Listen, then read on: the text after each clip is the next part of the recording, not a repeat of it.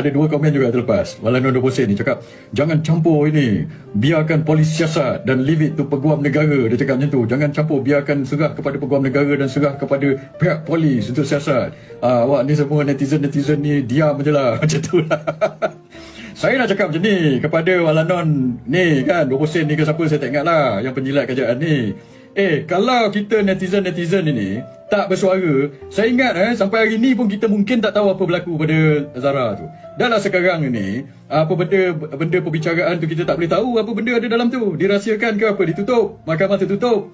Itu hari kalau netizen tak bising, kalau orang macam kita ni tak bising, entah apa tak tahulah, tak tiba-tiba je close case saja.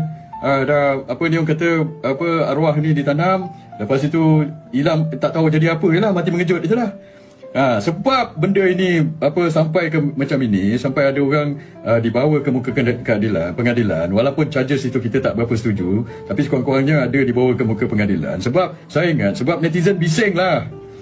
Kalau nak berharapkan kepada pihak lain tanpa netizen bising, saya tak rasa lah benda ini akan apa ni orang kata sampai ke peringkat ini. So dua orang yang bagi komen menjilat kerajaan tu, saya nak cakap kamu faham tak?